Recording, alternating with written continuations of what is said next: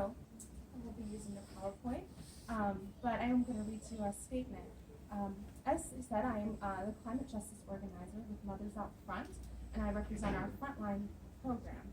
I am a mother of 2 daughters, and I just want to initially say that I was brought to the climate justice movement out of a fear for my children's future, and to the face of so many climate threats, many of which are impacting our communities.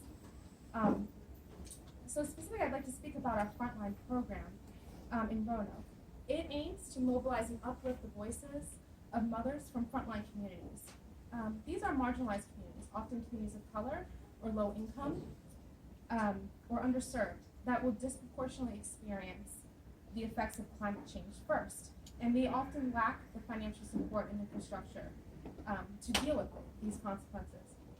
These communities are already dealing with the impacts of climate change, from public health issues, from air pollution, causing increased rates of asthma, or increased flooding from stormwater and sea level rise, to damage to their homes and local infrastructure from stronger and more frequent storms in our area. Lastly, these communities are also facing financial burdens from expensive costs of the impacts just discussed and our economy's reliance on fossil fuels. The cost of sustaining the fossil fuel industry is often passed from corporations to its customers, who lack the option to switch to an alternative.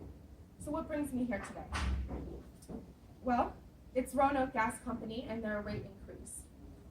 This, to me, and to our organization, is a straightforward example of climate injustice from fossil fuel industries on marginalized communities.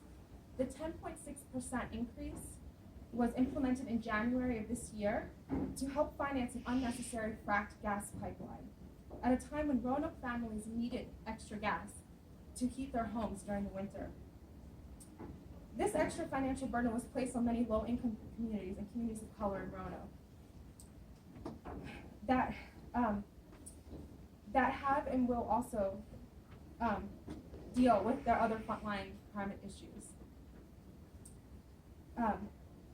Some of these families have already struggled to put healthy food on the table, to afford needed clothing and basic necessities for their children, and many of these families are also unable to invest in upfront costs of energy efficiency installations in their homes. So no family should have to pay for corporations for an unnecessary investment in fossil fuels when we have other more affordable gas options in our area, and the power to begin transitioning to renewable energy sources. So, at Mothers Out Front, we, as I said, we're building a grassroots movement of mothers, grandmothers, and caregivers, and others to take on climate justice issues in our community. And this we see as one of them. We are looking for mothers concerned about these local climate issues, whether it be a financial concern, as we discussed today, or children's health, or exposure to pollution, or infrastructure damages to their home. We are not, at Mothers Out Front, we are not just identifying climate change and educating about it. We are here to mobilize mothers to take action.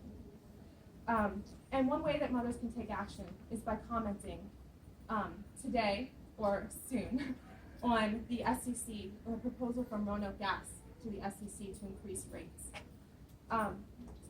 Also, mothers who are interested and want to continue taking action can contact me. We are forming teams here in Roanoke, in Blacksburg, and areas locally to take action to address climate issues in our community. The climate crisis is already here, and we know that.